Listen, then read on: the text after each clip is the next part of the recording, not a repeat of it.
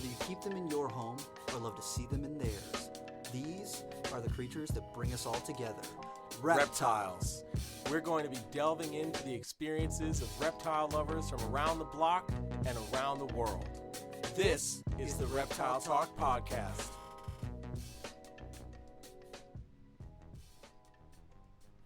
What's up, everybody? This is Jeremy Turgeon from Brassman Reptiles. And I'm Rob, and I'm keeping it real. So this is episode 17, and we just did our episode with Kevin last week, which was kind of a milestone marker because we did the Instagram live simultaneously, yes, that which was really people cool. seem to really like. Yeah, so I dig it. maybe we'll do more of that in the future if we have the future visitors in the area that we want to have on. That would be awesome. Yeah, I thought it was pretty cool. Yeah. So today we're going to be talking about kind of how the hobby's changed, the reptile hobby has changed and evolved, and some of the things that we've seen come and go. Because it's completely different now than when I was growing up. And Same. I remember seeing things. Yeah. But it's changed so much. So, like, when was the first time that you went to a reptile expo? Oh, like, man. How old are you? I was young. Maybe 12-ish. I think I was around that same age. Yeah. Yeah. And it was a White Plains show. Damn. Yeah. So, like, talk about getting your feet wet. That's an overwhelming show to go to for your first one. Yeah. And I remember we got lost, too. It was myself, obviously, my mom, and I think our friend Lisa. And we got the wrong exit on the highway because the GPS, this was before like phone GPSs were like really a thing. You had to buy a physical GPS. Yeah, we had the what the hell Garmin? was the brand? Garmin. Yeah, that's right. I it had was one the of those. Garmin GPS, and I think the exit was like exit 31 or something on the stretch of highway we were on, but it told us to get off at exit 31 in Connecticut, not in New York. So it tells us to get off the highway, and we're like, oh, well, that was fast. Okay, I wonder how this is going to join. And suddenly we're just like perusing back roads, and we finally asked for directions, and they're like, oh, yeah, you're like a good hour away from where you want to be. And we're like, oh, cool. Crap. Yeah. I mean, I was frustrated, but I didn't know. I'm like, wee, reptile show. Meanwhile, my mom's like, we just wasted time. Yeah. But it was cool. And man, back then White Plains was packed. Yep. You can't move. But at like every single show. Because I remember like even just a couple of years after that, it was still like every show was swamped basically from beginning to end. Yeah. And I mean, you could get there like after the show started, and the line would still be out the door and around the bend. That is why I would drag my friends out of bed at 5 o'clock in the morning because it was a 3.5 hour drive, and we would get there before 9 so I could stand close to the front of the line and actually get inside. Yep. Oh my God. It was crazy. And now I think in recent years I've only seen that level of packed maybe once or twice in the last couple of years, and I was doing every White Plains show, so I mean there would be moments, and I mean so I'm talking like more than just a wave of packed. The whole show from beginning to end was like exactly. You could barely move, you couldn't see tables sometimes. That doesn't exist anymore. Bummer. I think my first expo was like I don't even know if I count the Mass Expo as a first expo because it was like a tiny room. I was like one of the first mass reptile expos, and it was in a room that was like 20 by 30 feet, and it was 6 vendors. So I don't know if I count that. Yeah. But after that, I think the first ones that I went to was Manchester in New Hampshire, and then I went to White Plains too, like very soon after that, just to experience it. And I remember because back when I used to get reptiles magazines all the time, in the back they would have reptile expos in the classified section or like notifications for when there's the next reptile expos. And I used to just haunt that and just like read it over and over and be like, I wonder if I can convince my mom to go to this one because White Plains, New York is like 4 hours from where I grew up. So it wasn't a one that I could go to on a regular basis before I had my own car and stuff. But my mom's family is from Connecticut, and some of them live like 20 minutes away from White Plains, maybe 10 minutes away from White that's Plains. cool. So what we did is one of the times that we had gone down there for, I think it was either Thanksgiving. I think it was Thanksgiving. Yeah. They had a show that same weekend. Yep. So I was like, can we stay with the relatives who live over by New York and we can go like to the Reptile Expo? And it was snowing that day. It was terrible. My mom was so upset. She's like, we're not going to go. And I cried. I was like, I do reptiles. This is the only thing I care about. Yeah. And so we went, and like I just remember it. You got inside, and we had our jackets on, and immediately sweat because of how many people were in there. You had, like, pull all your jacket and your sweatshirts off and everything. Oh my goodness! But Manchester was probably like one of the first ones that I went to on a regular basis, and it was like an hour away from my house, so we could drive there and do a day trip and go and see a bunch of the stuff. And it just like it really excited me. I used to not be able to sleep the night before the Reptile Expo because I'd be like, what species am I going to see there? There's going to be so many cool things. I can talk to people who like reptiles, because I didn't know many people who were into reptiles, even like half as much as me. I knew a couple people, but like when you go to an expo, it's your family, it's your your people, your tribe. Yeah, you can nerd out and not feel judged. Yeah, for the most part. Most of the time. And there's the one guy who's like, nah, man, I just kind of like working with these things a little bit. I don't really know anything about them. I'm like, oh, okay. Yeah. Okay. I'll talk to somebody else. Yeah. You're like, that's cool. See ya, dude. But it's crazy because like back then, I remember going in and like, I think I mentioned it in the podcast before, but like I remember going and seeing a pair of womas on the table, and I was like, what the heck? Oh, yeah. What is Australia? This is not a thing that should be here. And then now I see womas on like a bunch of different tails. I'm like, oh yeah, that's cool. It's womas right there. That's pretty cool. I mean, not everyone has them, but they're cool. They're there. And even at the bigger expos, you can go and see stuff where you're like, where the hell did that come from? Yeah. But any of your like local expos, you don't typically see as much of that stuff. Yeah. And back then, I just remember every time that I went, it was something else. It was something different, and there was always something different to see at the shows. It always just surprised me. Yeah, that was one of the things that I liked about the White Plains show. Was for the longest time it was like, because I mean you had like Vin Russo was always there with the crazy boas. Obviously Ian at Outback was up on the stage, and he would always have like weird imported things, you know. And then of course there were like ball python guys like Brian Barczyk used to do the show and would always have a bunch of crazy stuff. And then you would have your like mom and pop reptile shops like Harris and Wonderland, Adam Harris, and but there was always a really good variety of stuff that was at the show. And now and I feel like this is across the board, it's become a ball python fest for the most part, which I mean is cool because everybody's working with different things for the most part, so that's kind of cool. But man, I remember even down when I did Daytona back in 2014, it was so many ball python breeders. And it was like, this is cool because like guys like Greg Graziani and stuff, like they had, they've been in it for a long ass time. So they had a lot of stuff that not too many people had anywhere close to on their table. But I remember Daytona that year was like Steve Tillis was like the only guy with bloods and short tails. And then there was a guy with dwarf monitor species. Cool. And then there was like a boa guy, or maybe two boa guys. And then there was like Tom Crutchfield in the corner with like an albino iguana and just like shaking people's hands because he's Tom Crutchfield. And yeah, I think that was one of the moments for me, because that was also when I was just kind of starting to get myself kind of back into the vibe of keeping and doing shows again after J&D Reptile. I had to shut all that shit down. So kind of coming back and then seeing that was the first big expo I had brought myself to. So I was like, oh, things are certainly different. I haven't been out for very long, but things have changed. Like there's definitely a shift. Yeah. But you know what is interesting though? One of the things that's always been kind of under the radar or just not really publicized a lot was carpet pythons. We talked a little bit about it with Jason Balin. Like White Plains was certainly one of those shows, was like the carpet show. I mean, like that's where I met Mike Curtin and Jason and Jay McClear and all those guys. But yeah, you like hardly ever saw him anywhere else. You know, and yeah, come to think of it, I don't think I really saw any carpet guys down in Daytona that year.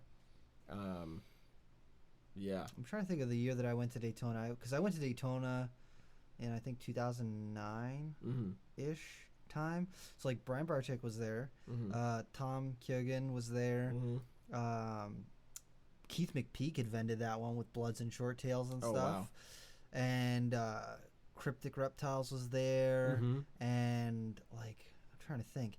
Because there was that, I feel like that show there was a lot of variety. There was a lot of ball pythons. Yes. Don't get me wrong. There was a lot of ball pythons there, but there was a huge variety of other stuff. Like Tom Kilgan had like, I remember him having, I think it was basins and black-headed pythons on his table, and then Keith McPeak and Cryptic Reptiles had like bloods and short tails, like really nice bloods and short tails. And I just remember going to that show and I was like super, super impressed because I had not traveled that far for a show ever.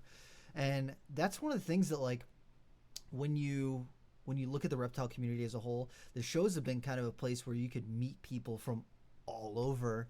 And I definitely met some people who I didn't, I got to meet Tracy from VPI, and just being able to like see some of their animals in person was like so exciting for me. Because I'd see their posts and I'll see the pictures of stuff that they're producing, and it's cool. But like getting to see it in person definitely like makes a bigger impact in my opinion. And so like that show was amazing. And then I had gone to the Orlando show where like I was on vacation and I just happened to fall in the time that I was there. So I like me and my friend Tyler were like, oh, we're going to go to the Orlando show. So they dropped us there in the morning, and then they were like, how long do you want to spend there? And I was like, pick us up when it closes. Don't come back. Yeah. And it was the fire show, and I don't think they do the fire show anymore. But they had a venomous section there, and it was like you had to be older than a certain age to get in there. And I like weaseled my way in because I think I was 17, and they were like, you gotta be 18 to come in here. And I was like, I know all about like pick one out and have me identify it, pick a rare one, and if I get it right I can go in there. And they let me go in. So I was like talking to some of the venomous guys in there because I was like trying to pick their brain because I don't really get to talk to a lot of people who work with venomous in New England, so it was just interesting to get to do that. And it was a cool show. It was a really cool show, but like the rest of the show, I was like, oh, it's all ball pythons and leopard geckos, and there's 2 albino iguanas. That is it. Yep, it's kind of a bummer. I mean, it really just is it's the visualization of what the market is, the online market is, to an extent. Yeah. To an extent, where it's like everybody's breeding ball pythons. Yeah. And then there's like this group of people that's doing carpets, that group of people that's doing bloods, all that kind of stuff. Retic guys. Yeah, exactly. And it's interesting to see, because I know like I've talked about it before, how like on Morph Market, right, there's over 800 ball python breeders registered on Morph Market just in the United States. That stresses me. Like that's a lot of people, and there's a fraction of that, like a small fraction of that are doing like bloods and short tails, that are doing carpet pythons, that are doing other colubrids. You know what I mean? It's interesting to see, because like I was looking at Morph Market a little bit last night just for the hell of it, because it's colubrid hatching season right now, so people are starting to post up different things, and certain things are available. And you go to the ball python spot and you see all this new stuff that people have hatched and that's feeding already and all this stuff. And then you go to the colubrid side, and like I'm not talking corn snakes, I'm talking like, let's look at like pyromelina, let's look at some weird rat snakes, and there's like 5 new posts. And I know it's still early in colubrid hatching season, but it also just goes to show like not many people are really doing that. Because I mean, even early in ball pythons, like you were seeing like Ozzy and Justin Kabelka and like Billy and Mutation Creation that were like, look at it, I'm already hatching, look at all this stuff, and I mean, obviously if you have that many ball pythons, you're going to get some early clutches and early babies and stuff. But if you look at how fast that stuff was being posted as opposed to like anything else, it's like, man, it's a lot of guys doing ball pythons. Yeah. You know. Yeah, and Morph Market in particular is something that really caught me off guard almost because, I mean, I love Morph Market. I think that it's like huge on potential for a lot of the, if you're looking for a specific trait, you can search that super easy, and I love that because I remember going on King Snake and when I was into ball pythons, trying to find a specific morph of ball python on king snake is not very easy. And True. Even what was 10 years ago when I was more into ball pythons, and there weren't as there weren't 800 people all posting their availability. It was still difficult because I was like, I just want like a bumblebee or a bumblebee calico, and just like there'd be one ad for a bumblebee, and then everyone else who's producing on any sort of a scale is posting, this is my availability list. And then you'd have to look through every availability list to figure it out. And now Morph Market, you're like, oh, I want something that's got pastel, spider, and calico. I want it to be a female. Boom. These are the snakes that are available right there. And I think that that's like amazing. It's a little frustrating that I don't see as much variety in like the other pythons that's posted on there, but I think it's just because there's not as many people who. A lot of the people I know who breed bloods and shorttails are, hesitant to change when it comes to how they post things for sale and all that sort of stuff. So I feel like they've waited to kind of see how Morph Market kind of fluffs out to see if it's worth posting on there. But I think for most people, it is definitely going to be worth. That's where we get most of our inquiries for availability, is people inquiring from Morph Market, not from any of the other places that we use, or Fauna or anything like that. It seems to be a big shift in the hobby towards Morph Market. Yeah, which is interesting. And I mean, like, I remember looking at Morph Market and immediately seeing like the testimonials of even like bigger breeders who were like, I've sold more on Morph Market in the first month of using it than I have in the last year, in retrospect, whatever. And that to me was shocking because I was like, well, this is this new it's brand new. What do you mean? how is this possible? But I think it's like exactly that. Like, people were frustrated with having to search through, 1,000 ads of ball pythons, trying to read through people's availability lists that might be, 40 lines deep at least, and suddenly you can be like, yep, I want a snake that has pastel, spider, calico. It needs to be female, and go from there. And boom, it's there. It's there. It's right there. And or you find out that no one's got that animal, and you're like, okay, well, now I need to know what I got to do. Yeah, and I think that really was the turning point for it, because it's even that for like colubrids and other snake species in general. The only frustrating thing to me, and even with the ball pythons, is it takes a while for Morph Market to recognize new genes. Yes. Like new single genes. Like, it still doesn't recognize fader. Really? Ball pythons. Yep. It's still gray. Gray squares. I didn't recognize. I didn't realize that thing. Kevin's got to put out that video. I'm just saying. Yeah, right. So to me, that's interesting. And then I think one of the things that's a little frustrating is, like, if you go to like king snakes, right? So you just go through the umbrella king snakes, it'll give you like the top 8 morphs of all kinds of king snakes. Yeah. And then you have to go check the species underneath. Otherwise you could be looking for Cal Kings, but you click, hypo, and you're looking at hypo gray band or something, and you're like, oh, well, I mean, that's cool, but that's not what I wanted, Yeah. I think that it's gonna the kind of point where it's going to make or break it is when it comes to polygenic stuff, because like Borneos are gonna fuck that shit up, because it's like you've got these traits that may carry this.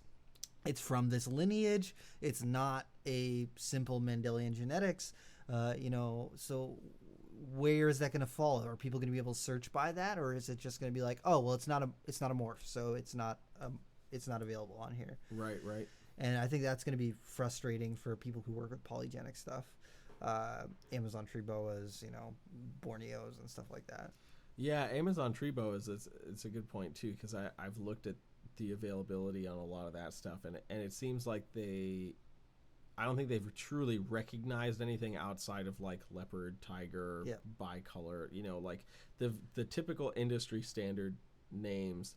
But then it's interesting because it's like, well, then what are you gonna do for all of the other stuff? Are you just gonna have like colored Amazons, or like how are you gonna break that down? That's an interesting thought process. But in tandem with that, like we haven't even really figured all of that out, like the best way to pitch something like that to somebody. It's just like red Amazon. It's like, okay, well, what happens if I breed that? We don't know. You know what I mean? Like, here's 3 generations of parents, so you know what you could get. Yeah. But it's interesting. I think that as we do more breeding and as we figure more things out, it'll make things a little bit easier. But with polygenic stuff like that, that's, I think, what has kept a lot of people who may have considered, like, when they wanted to go from ball pythons to get something a little more weird, a little more different, has kept them away from Amazon tree boas. Because it's not so, you breed an albino to a het and you make half hets and half albinos. It's easy. It's like you breed something that's got red and orange in it to something that's black, and you get some red things, you get some orange things, you get some yellow things, you get some pattern stuff, you get some gardens, you get some hot. Like, it's more variety, and it's not as set in stone as the easy Mendelian genetics. And I feel like as a reptile person, if you get a little bit of genetics, if you kind of understand genetics, you look at it from a different lens than a person who doesn't have, like someone who's just getting into reptiles, who has never taken genetics since high school, and they're going, okay, I don't even understand a het albino. What does that mean? And then you go, okay, well, once you get that figured out, guess what Amazon tree boas do?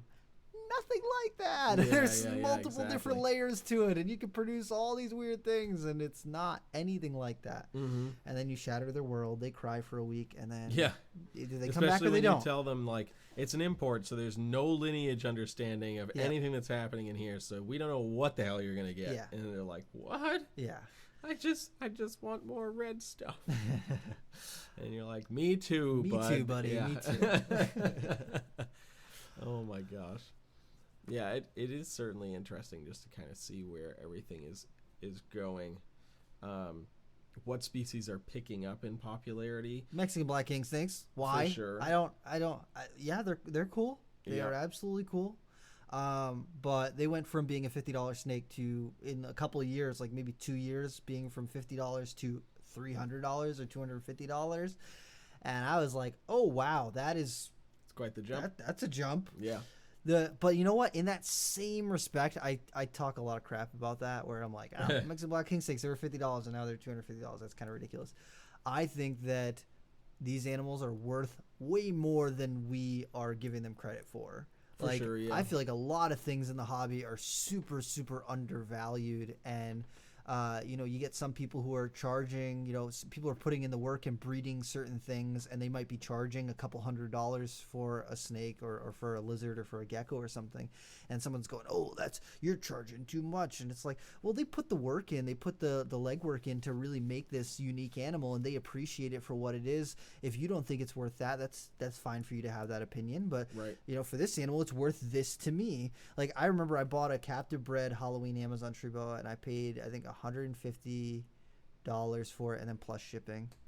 And I had some people who were like, that's terrible, it's a garden, you should never pay more than $100 for a garden, that's robbery, someone ripped you off. And I was like, no, they captive produced this Halloween. I love Halloweens. If Halloweens were a $300 snake, I would still buy them because I think they're freaking cool looking.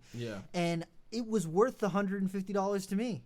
If you want to go buy a wild caught one for $40 and take your chances and get worms or mites or whatever, you can do that. But I appreciate the work that person put in to breeding it, to getting it started, getting it established, and all the things that went into, making that snake. And I feel like there's a lot of people who just like super, super don't have that mentality to it. They're like, it's a pet, it's a luxury item, it shouldn't be more than this price point.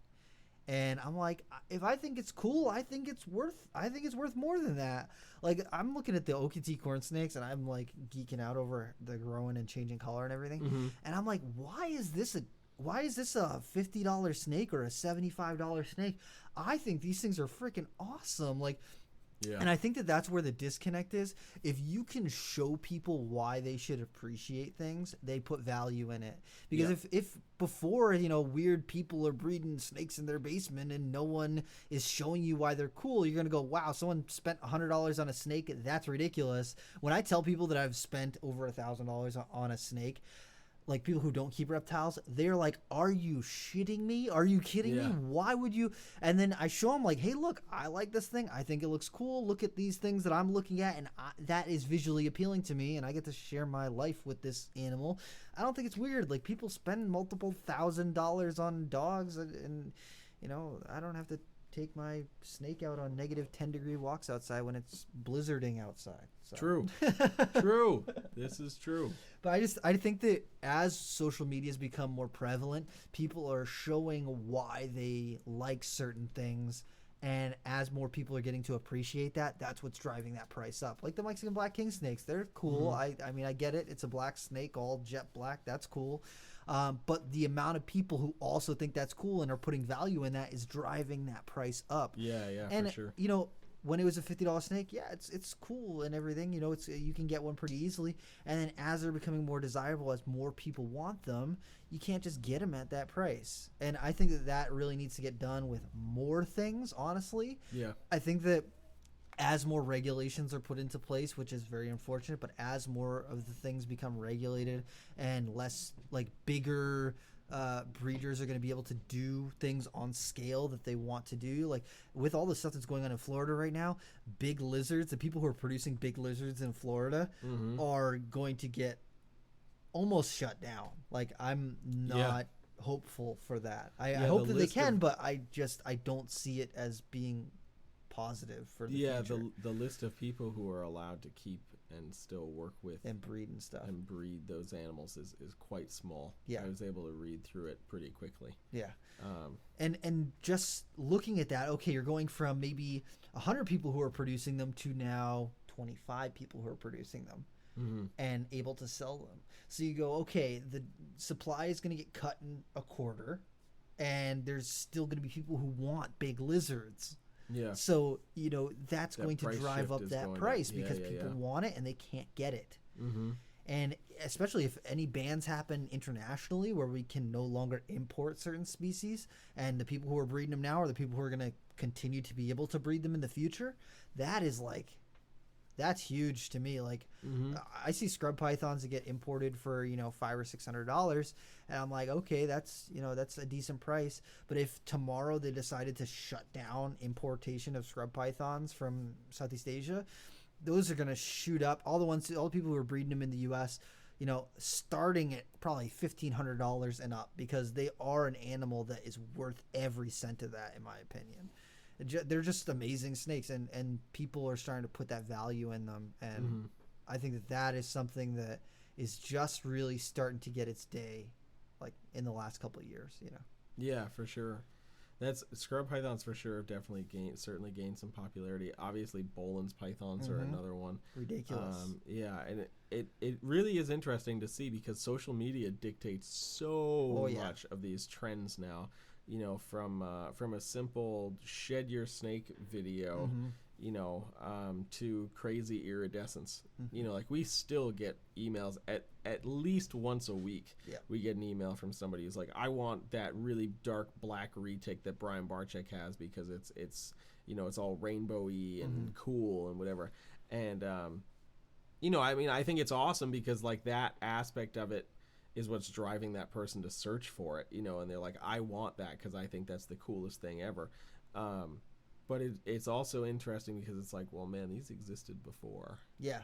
But it wasn't until somebody took a camera out and filmed it or photographed it. To film it, for their, however many million subscribers to watch or whatever. So I just think that's interesting. Then you have species like ball pythons, corn snakes, California king snakes that have like consistently been popular pre-social media. And it's like, all right, well what made those things so damn popular? They're hard to versus kill. what's well, yeah, that for sure. But like, what made Cal Kings like a simple? I'm just talking simple, normal black and white Cal King. Mm-hmm. What made that so much more desirable than I don't know. We'll keep it simple. Let's just say like a Puebloan milk snake. Mm-hmm. You know that again, a nice normal Puebloan milk snake. You get three colors. You know, so you get one extra color in the mix, but You're complicating things now. yeah, right, exactly. But you know, maybe a little less value Yeah. to it, and nowhere near as popular in the grand scheme of things if you really look at it. So what sets them apart? Because they're certainly not that much more difficult to maintain. Mm-hmm. You know, They even stay a little smaller, so they people even are stay concerned about smaller. space. Yeah, you know, so it's just interesting, and I think with the Oreos and Halloweens that kind of picked up their popularity a little bit, but again, like what makes one more popular than the other? Because we can't really say it's social media, because the level of popularity on both has been consistent for many years. I think it's interesting with corn snakes, because corn snakes have always been popular, but as more mutations are coming out, as people are breeding more stuff, they're getting more and more and more popular, and the pricing on corn snakes has gone up significantly from when I was younger, because I remember seeing corn snakes for $40, like every morph of corn snake for $40 or $50. If it was an albino, an anery, a snow, you know, a snow would be $80, and then, right. and then, you know, everything else would be $25. Yeah, no, that's very true. And I remember seeing now, wholesale lists. Albino corn snakes are like $8. Yes, $8. Yeah, all day long. Yeah, and that's so I think what did it for the corn snakes was obviously the scaleless stuff, but disgust. But the Tessera gene, because it's one of the first genes coming out, not the first, but one of the first corn snake genes that's coming up that's not a simple recessive. And then palmetto, kind of piggybacking off like the cow retic that's gotten so much popularity. I really like palmetto corns. Yeah, palmetto corns are phenomenal. I think the letdown in palmettos is the fact that they don't really translate into other morphs very well. I was talking to a buddy of mine who's done like snow Tesseras just to see what that would look like, and he's like, you can't snow tell. Palmettos. Yeah, he's like, you can't tell. Whatever. It's like a white snake, and then every once in a while you might see one or two scales that are slightly yellow. Differently white, but still white. So he's like, you can't tell. But even like albinos, okay, so you get some more red dots. Aneries, you're just getting gray and black dots, but butters, some yellowy kind of dots, but what you're actually looking at is pretty limited. Granted, it's all random, and you could get one that looks phenomenal with a big blotch of color on it, but the chances of that are pretty minimal. But the palmetto by itself is still an amazing single gene mutation. So I think for corns, like just the aspect of now being able to really mess up pattern more so than stripe and motley.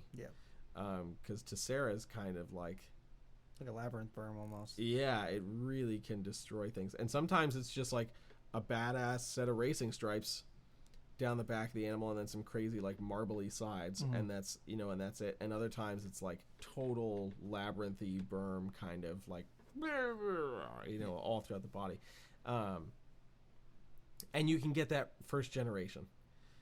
So as the saying goes with corn snakes, it's probably het for a million other things. So suddenly you get that into a corn snake. Somebody breeds a Tessera to their albino that's quintuple het for a bunch of things that they don't even know. And now suddenly they're hatching out all this whatever, and then you get it and you breed it to your snow, and suddenly you've made snow Tesseras and you didn't even realize it. So, because I remember when Tesseras were over $1,000, and now you can get a normal Tessera for like $250. So their prices come down considerably. But I mean, it's still floating up there, and I think it's just for that element alone. It's a dominant. I don't think there's a super, so it's a dominant mutation that exists in an otherwise plagued by recessive mutation species, you know. And I don't say that lightly. They are plagued with recessive mutations in corn snake land. Yeah. Yeah. I don't know, man. But it's like, I remember going to expos and seeing like lots of corn snakes, lots of ball pythons, and then, you know, every now and again you'd see someone with some weird stuff. But I remember going and seeing people bringing croc monitors for like $400 and them not selling the whole show because people were like, yeah, I'm not trying to get murdered today. Just gonna leave that one over on the table. And it's so weird to me that now like croc monitors are so expensive. I mean, I think that they should have been that price the whole time, because they are an animal that could potentially seriously injure you, and you need to take that very seriously if you're going to own one. And I feel like if you put a $5,000 or $8,000 price tag on it, people are going to respect it a lot more than a $400 price tag. Like I had someone call and they were trying to haggle me over a $200 tick, and I was like, sorry, if you don't even value this reticulated python at $200, you probably are not going to respect it. So no, I'm not budging on the price on this animal. Yeah, for sure. Ridiculous. But then there's things like monkey tail skinks that used to be like super cheap, and now they're like $1,000. I remember seeing monkey tails for like $150 in a fucking show.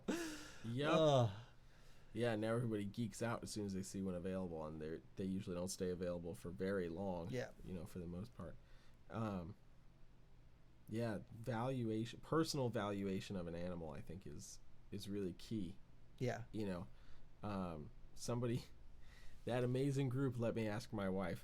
Oh, I love that group. Yeah. If you haven't on Facebook, check out the group Let Me Ask My Wife. But it's only for vendors, people who sell stuff, where we get to complain about all the ridiculous questions we get in our emails. Yeah, and I think it was somebody who was like trying to haggle someone over like a $100 snake or whatever. It was like a $200 snake, and then like plus shipping.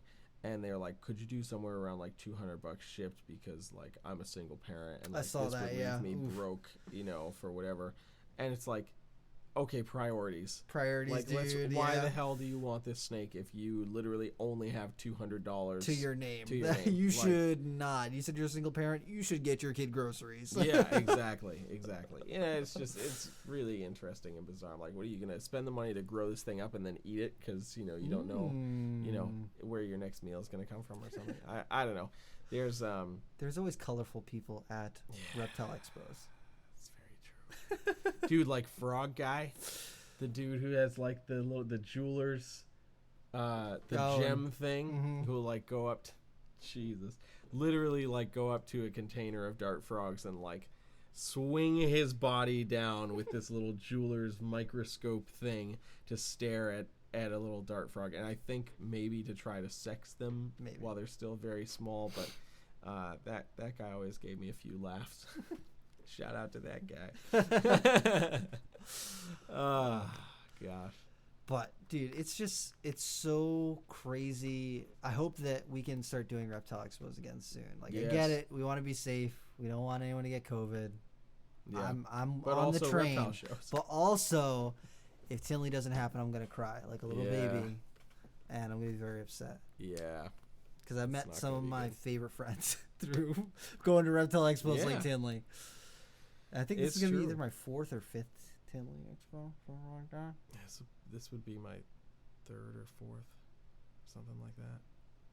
I want to go all the time. I still get excited for Tinley. Like, hell yeah, dude. When I get my local reptile expos, I'm like, yeah, I'm excited to go, but I don't get super excited. But Tinley is different. It just makes me feel full like of excitement. I don't know. It's I have tough time sleeping. Yeah, and it's also one of those shows, I mean, being the, quote, middle of the road, where you get to see all of your friends from the West Side. West Coast, and vice versa if you're out on the West Coast. You get to see us. But I think, like, that's because, regional shows are obviously great. Yeah.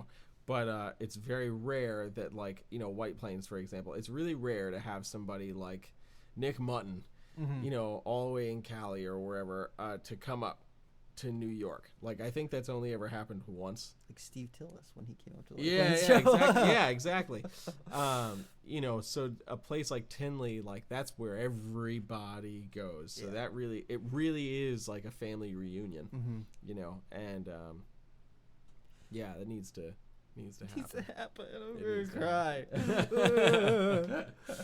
I also like Tinley for the fact that people typically, or they try to bring out the best, whatever they produce that they're excited about. And that's why I started to, like, we revamped this podcast, was talk to people about what they're excited about. And you get to do that at Tinley because you see this one animal that this person's been trying to make for 4 years, and they missed on it the first 3 years that they tried to breed that pair, and then they finally made it. Yep. And it's like on their table, and they're pumped about it with a big not for sale sticker on it.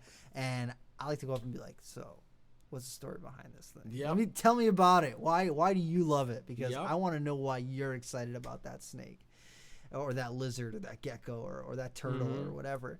And that Tinley is that place for me where I get to like really see what people are proud of and what they're working with.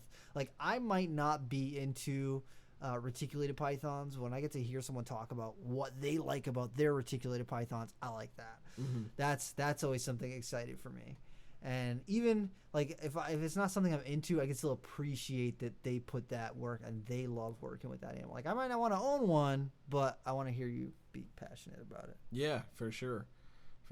And that, I think those shows are also really where like the ultimate reptile nerds go. Like me. Yes.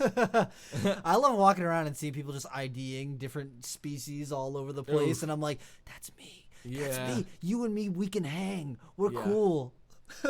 Yeah, I can't do that with you, bro. I know. One of my friends' favorite things to do, because I like when I was 17 and 18 and 19 and 20 and whatever, when I was younger, as soon as I got my license, I'd be like to my friends, I was like, hey, let's all hang out one night. And guess what? In the morning, we're going to Reptile Expo. And even if they were like, a lot of my friends kept reptiles, but they weren't like crazy about reptiles. So they would just walk around and be like, Rob, what's that? Rob, what's that? Rob, what's that? And they would try and play the game of Stump Me. And it only ever happened, I think, like twice ever at the expos. And that's when there was like a lot of variety. So I would always go up and just like try and ID every single thing that I could and try and see as much variety of the different things that people worked with there. And that was always something fun for me. So what you're saying is that would not be a fun drinking game. What? Whenever Rob was stumped to take a drink. Oh yeah, that's a great drinking game because it's then a safe drinking it is game. A very safe drinking game because you'll not get drunk very often. If you were like, okay, you got to ID all the ball python morphs, then you're fucked. But yeah, I know who wouldn't be my partner for that. Me, I'm bad at that. Yeah, it's okay.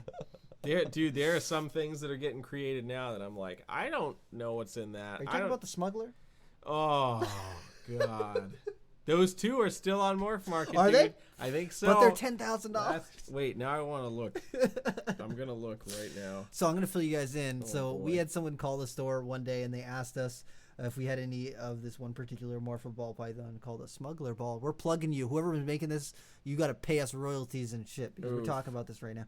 But the person called and they asked us if we had any smuggler balls, and I was like, I have never heard of that. Jeremy's apparently there's a super. Is there? Apparently so. I want to smuggler. see that. But so the guy calls. He's like, "You guys got any smuggler balls?" And we're like, "Nope." And we're like, "We don't really know what you're talking about right now." And he's like, "Well, it's a $5,000 ball python." And we're like, "Okay." It's like you breed it to a phantom and it makes a $10,000 snake. And I was like, "Okay, all right, dude, that's cool." I guess. I legit have never heard of this snake until your phone call. Well, that's what I'm interested in, and I'm like, "Cool." Okay, good for you. Yeah, so I looked it up. I looked it up before I picked up the phone because I gotten paged from Heather downstairs, and she was like, "This guy's talking about a smuggler ball," and I was like, "That's not a thing." Yeah, and it's then not a thing. I was like, whatever. So she's like, "All right, well, I'll just tell him." And then she pages me back and is like, he's very angry now because he says it is a thing. And I'm like, oh, God. So I checked on Morph Market before I picked up the phone. And sure enough, I saw these two. And they're still there. Oh. Phantom Smuggler and a Special Smuggler. It's a $10,000 snake. Yeah. Jeremy. So he's like, it makes a $10,000 snake. And I'm like, I'm looking at it right now, dude. I don't know. It hasn't sold for $10,000, so it's not worth $10,000. Yeah, exactly. I'm like, it's not even really doing anything special for me. But he was very adamant Yeah. that the smoke, and he like wouldn't really accept that we didn't have it. Yeah. And I was like, I don't know what to tell you, dude. So finally I was like, have you tried to contact the person people that who's posted listed it? And he was like, oh, yeah, it might be a good idea. And I was like, oh my Wow. God, that's cool. Oof. Maybe do that. So, yeah, I don't know. The Smuggler Project is a new mutation that we've been working with for the last 3 Are you years. We plugging hope these to people make right a now? super in 2020. I ain't telling you who it is. You can go on Morph Market and look for it yourself. But Ah. all I'm saying is cool. That's all I'm saying. Yeah. I don't know, man. Hey, But- man. Hey, can you go ID this normal ball python for me? Yeah. Dude, I that would think make a there's really something- funny video if There's you took. something going on. No, dude. You should get a normal ball python and bring it around a reptile expo and bring it to ball python people and be Oh, like, hey, can you tell me no. what morph is in this? And just watch them tell you what morph it is. Watch the fucking wheels turn while I laugh maniacally in the background. You're like, guess what? This is from a blackhead to a normal, so it's a normal. No, see? Okay, so that's how you really mess with them. You get a blackhead to a spider because they cancel each other out and they just give you a normal. So you'd be like, what's going on with that normal there? And you're like, I don't know, man. It's a normal. You're like, wrong. It's a blackhead spider. Yeah! Normal! Oh, no. I wonder if that, since it's technically acts like super, so that makes the super normal. Ooh. Oh. Is it? Should you call it the invisible? No, I think that already exists. Probably. I don't. I make bad dad jokes. Gosh. But dude, I remember when I went to one of the first White Plains show that I ever went to, it felt like things were themed. Like there were certain things that really were pushed by, I don't know if it was by the person who was putting on the show or the people who were vending, but there was like certain stuff that you saw was just like, yeah, that's the thing for this show. And then you go to your next show and it was something completely different. Oh, yes, yeah. I thought you were talking about like morph stuff. Kinda, and like, I don't know, I saw one of the first shows I went to was like, I feel like it's all Halloween stuff. Like they were like Halloween Pueblos, Halloween crested geckos, Halloween this, Halloween moon crabs. And I was like, oh, I guess Sure. it's Halloween time right now. Halloween. Sure. Woo. Yeah. I don't know. No, I would see that quite often too. Yeah. Halloween stuff was always super, super hot. Yeah. And then, oh God, who was it your friends at Hilltop Hognose that one year? The pumpkin spice Hognose? Spice Hognose. It was just like a really nice orange albino Hognose. anaconda, yeah. And they call it the pumpkin spice. And sold that motherfucker it's sold for out. way more than it was worth. Well, I don't know, dude. Those are really, really orange albino. That's true. No, it Hognos. was really nice. But damn, if that ain't marketing. That's marketing, bro. That is what it's about. Yeah. Oh man. You put hold back on something, you write hold back on it, and that's true. That's the ticket to sell it. That is true. That is very true. No, but I mean, I always think about when it comes to like theme stuff. My mind always goes to the morph process. Yeah. You know, because I mean, you think about Spider Ball to Bumblebee to Killer Bee to Fire Bee to the insect thing with the Spider Ball Python, and then Kevin kind of went in that direction with like the clown stuff, where he was producing like odd stuff from clowns and was calling it like circus. Yeah. And it just never really whatever. But then there's when Kevin started going on his whole like demonic phase of naming things, the Angel of Death, the Inferno, the Lucifer, the Darth Vader, all those things, and those were all things that like made Kev unique. Yeah. When it came to that, but that's kind of gone a little to the wayside now because there's so many genes stacked in stuff now. It's like, I just need to know what's in it. Yeah. Just tell me what's in it. Yeah, that's the thing that frustrated me when I was like, okay, so Mephisto is a single gene. He's like, no, it's these 4 things together. And I was like, oh, why didn't you just call it what it is? What it is, yeah. It's confusing me. Yeah. And then it's also interesting to see where like some names kind of died off. Like the Azanthic Bumblebee, it used to be called the Zebra Bee or something like that. People don't call it that. Yeah, which I mean, I think that's an interesting name, but yeah, Azanthic Killer Bee or Azanthic Bumblebee seem to be better. Yeah. I don't know. I like stuff like that. Because you know who's got it really wrong and really messed up? Who? Boa people. Oof. They Here it comes, guys. Yeah. Get ready. There's going to be a 45-minute rant I was going to right say, this is now. going to be the last chunk of the episode is Rob bitching about Boa guys. Oof. Well, it just doesn't make sense. Ah. A triple het a triple het moonglow, a hypo het albino het erythristic, a hypo het snow are all the same snake, but everyone calls them something different.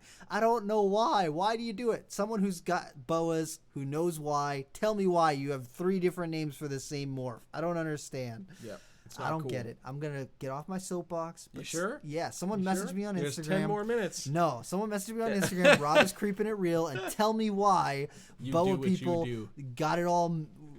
And then they have the opal fire, but it doesn't have the actual fire. They have a morph called fire in boas, but it's not in the opal fire. Why is that? Why is that? I don't understand. Got anything else? I don't know.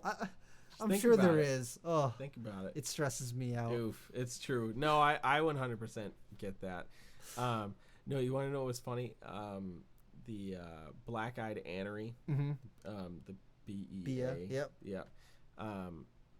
Was like a Ralph Davis thing.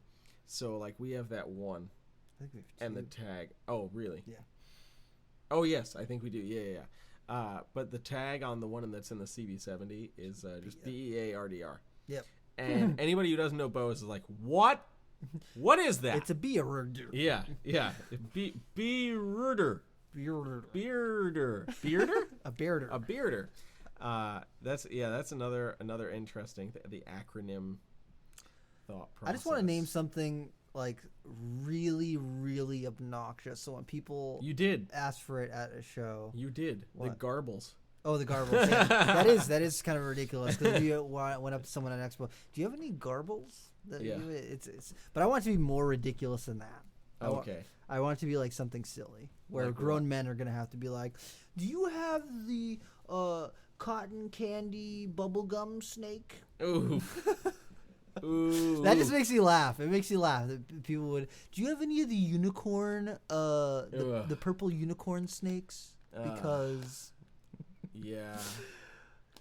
No, I get it. I 100% get it. I want to know if anybody also really feels that silly when they ask about the Stormtrooper ball python. Oh, I don't think so. I think they're 100% serious, and they're like diehard, like not only ball python fans, but Star Wars fans. Yeah. Like, do you have the Stormtrooper, bro? I need the Stormtrooper. Bro, I need the fucking Stormtrooper. Oy. Yeah, I don't think guys are going to be like, I need the rainbow unicorn. They'll pony, just call it whatever it pony? is. That is, yes, the My Little Pony snake. Oof. The cuppy cake. There we go. The cuppy cake. The cuppy cake. Yeah. Oh. Do you have a cuppy cake, Borneo? Oh. I'll laugh maniacally. No. You can't do it for Borneos. You'd have to do something like that for Retics. The cuppy cake Retic. Yeah. Come on, dude. That would be really funny. That would be really funny. All the dude bro guys who keep Retics. Yeah. Yo, I got a cuppy cake. I got an albino cuppy cake. Ooh, yeah. Yeah. They'd probably shorten it to like the CC Retic. And See, that's when you got me. That's when you take the ocelot and put it back to the rainbow. The rainbow cuppy cake. The rainbow cuppy cake Retic. That would be the first combo I would go for with it. Or the cuppy cake rainbow Retic. However you want to say it, that could be pretty good. That would make me very happy on a deep personal level. Yeah, you could have some fun with that. Because I feel like leopard gecko people wouldn't care. They'd be like, "So what? We don't care. We keep geckos." Yeah, leopard geckos have some cool ones though. If you think just like the eclipse, the Black enigma, Knight. the blood, yeah. They don't have any weird goofy names. Even though it's like somebody's name, the Mac Snow. Yeah, he's macking. He's macking. Mac Daddy. Oof. Yeah, there's some interesting names. I don't know why we did what we did, but maybe if I have Janet babies, I'll call them the Cuppy Cakes. Oof. Oof. The Cuppy Cakes. No, you gotta call them the Janettes. The Janettes. Aw. Janet and the Janettes. Yeah.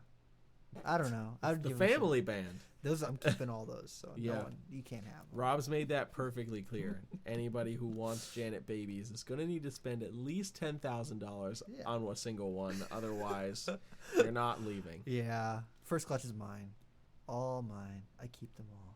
Oh, boy. I love scrub pythons. And then suddenly, I can already envision it. I'm going to get a text at like 2 a.m. and he's going to be like, dude, I have a lot of scrubs. And I'm going to be like, I know, bro. know. As long as I can have a hammock set up in the middle of the room so I can sit in the hammock and enjoy them, I'm cool. There's no such thing as too many scrubs. I'm going to come in one morning and you're just going to be all bloodied up. Yes. And I'm going to be like, rough night with the scrubs. You never clean them at nighttime. It's a bad idea. Yeah. It's a really bad idea. Oh, boy. But carpet pythons, though. Hey, out of sexing all, no, I didn't even sex them all the sexed Darwins. 2. I sexed 2, but I only got 1 bite. I'll take those odds because I've also had clutches of carpets that are like, I can't even go into the enclosure and they're already One of like. the little IJs hit me pretty hard the other day, and I was Yeah? like, why? What They'll- did you they'll do that get you, for? dude. But like they came out of the egg and they're fine. I picked up the whole clutch and they're all just chilling in my hands. They go through their first clutch, the first shed, and they're all chill. And then I feed them once, and then now they're the devil. What is Yep. this? That's not Dude, cool. I remember the first time I ever hatched Centralian carpets, and I didn't cut anything. I let them all come out on their own, and it was like Medusa's hair in the egg box, which was pretty cool. And then I had to take them out, and it stopped being cool very quickly because they all wanted to annihilate me. And I was like, why? You're supposed to be like typically the friendliest of all the carpet species, and suddenly this is false information. Suddenly I'm going to put bloody. that on the Petco care sheet because that's where it makes sense. And yeah, once they had a couple meals, they were cool. But like that first like 2 weeks with them, nope, did not want anything to do with me. And I've always kept all of my stuff kind of on soak as a clutch until they go through their first shed, and then I set them up individually. And anytime I needed to like change the water out or anything like that, it was like, I think it was like 15 or 16 little babies, and it was 15 or 16 little missiles just coming at me like multiple times. And you know, you try to like hold them down so you can just dump the water out. You don't have to worry about taking them out, whatever. Try to make it happen really fast. And man, moving my hand over like pew, pew, pew, pew, pew, pew, pew, and I'm like, oh, cool, I'm bleeding. That's when I see baby Burmese pythons. I just know I'm gonna get bit. I just know it's gonna happen. Dude, that little hypo lab nailed me. Yeah, I was cleaning a couple days ago. I was like, hey, stop that. We have another clutch coming, just so you know, of Burms. Oh. Yeah, just normal stuff for the pet store. Oh, is that from? Yeah. Yeah, okay. Yeah. I saw that email. Yeah. I just was like, oh, I'm gonna get bit so much taking these pictures. Why? Oh yeah. And sexing them. You gonna have somebody else sex them? I'm gonna have someone with gloves hold them, and I'm gonna sex them. Okay. That'll not work that out. fun. Yeah, fun. He says. Fun. He says. It's fun. Come on, dude. Get a berm. He says. I'll do it. No gloves. Okay. I'll do it. You can hold them. I want to take a before picture of my hands and then an after picture of my hands. That'd be really funny. Yeah. Don't get bit reptiles. Dude, you heard I'm it here serious. first. When do we get them in? Oh, I don't know. Okay. I have to talk to him. All right. But I'm you're gonna do before gonna and do after. It. Yeah, I'm gonna do a before and after picture. Maybe even a little video snippet. You know, a little Instagram live on the New England Reptile Instagram. Yeah. What are you doing, Jeremy? I'm bleeding. No one makes me bleed my own blood. Yeah, except Burms. Except baby Burmese pythons. Baby Burms. Oof. That just reminds me of the one that bit me on my shin, like the front of my ankle. Oh, like right I at the bottom of my shin, remember and that. it wrapped my ankle like an ankle bracelet. I was like, why are you doing that? Yeah. He's like, I'm eating your foot, bro. Yeah, and I was like, oh, please no. Oof. Don't do that. Yeah. Go to your new home. Baby Burms. That's right. It was that one that was getting shipped out. Yes. Yeah, perfect. How about that? How about Burmese pythons where they've gone from like a $50 snake to now being several $100s? That blows my mind. And a few $1,000s in some cases. The pieds were well over $10,000 for a while. Yeah, that is an interesting interesting. You know what's species. crazy? Yeah. The pet store that I went to when I grew up, like my town pet store, was called Tropical Treasures. And the guy, Stu, who owned it, someone gave him a labyrinth berm back in the 90s. So, like, Whoa. labyrinth berms were not a thing that people had. And Yeah. someone had donated it to his store. And it was, like, his big snake. He had it in, like, maybe a 4 foot by 3 foot by 3 foot thing with, like, he built perches in there. And that was his, like, that's a big snake. No one touches that, just me. It's very angry, blah, blah, blah. And I, like, he's like, I don't even know what it is. It's like this weird stripy kind of Burmese python. And then looking back, you know, I didn't know what it was at the time because I was a kid. Yeah. But, like, looking back now, I'm like, oh, that was a labyrinth berm. And that was probably, like, a $3,000 or $5,000 berm that someone just gave him. Wow, Because that's crazy. Yeah.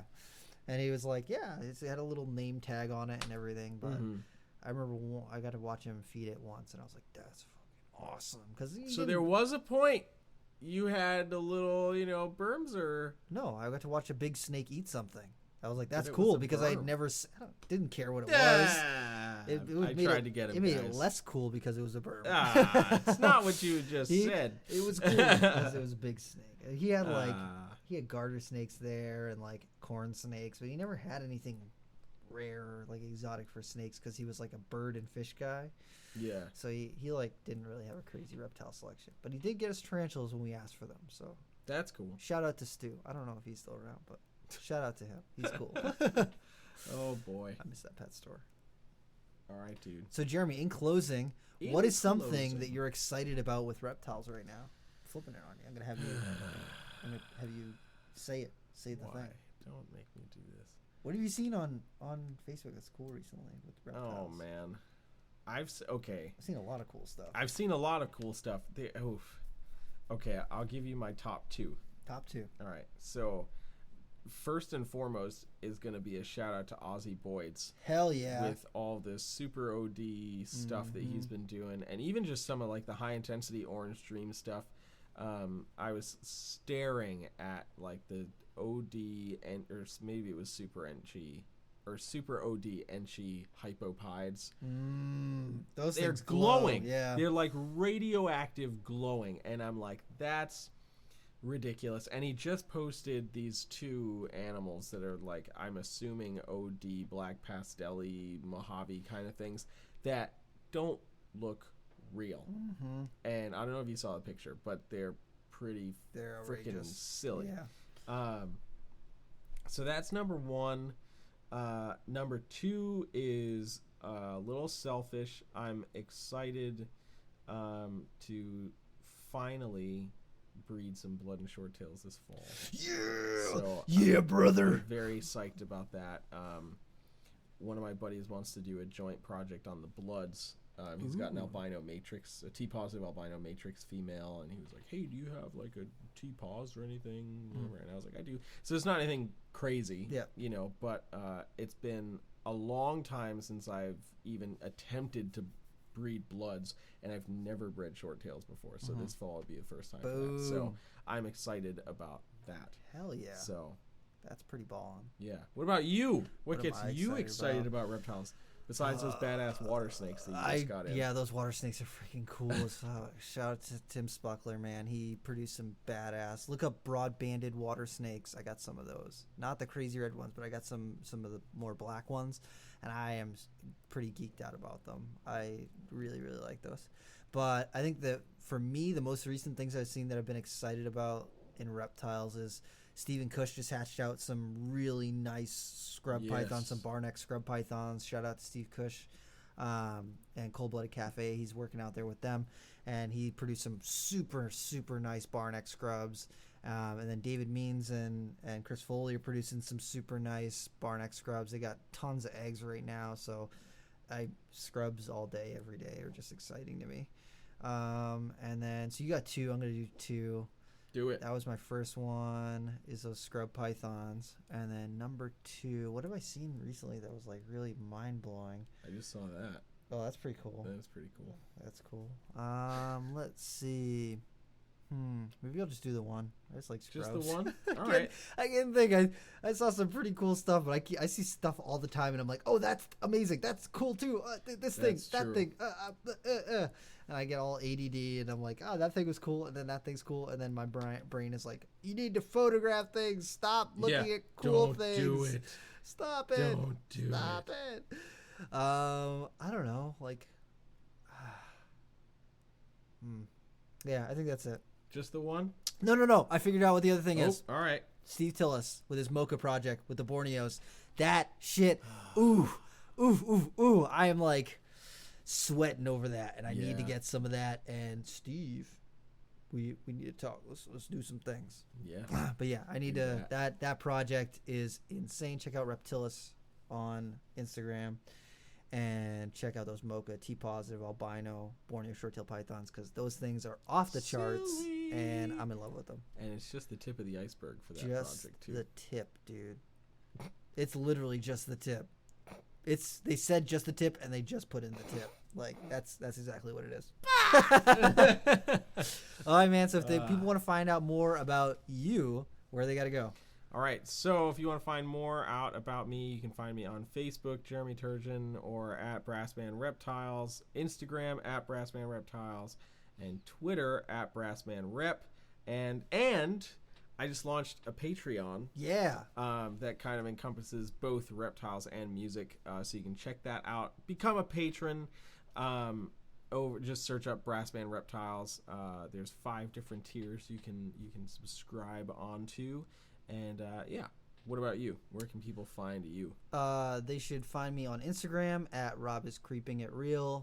I guess you can follow me on Twitter, RobIsCreeping. I don't use Twitter all that much because I hate it and it's confusing, and I'm an old man, so I don't understand Twitter. Oof. I don't get it. I just don't understand it. Oof. Yeah. And then, I don't know. I don't use most other things, so. That's true. Don't add him on Facebook. Don't add me on Facebook. But Rob is Creeping It Real on Instagram. Rob is Creeping on Twitter. Follow me there, and we'll see you next time. Boom.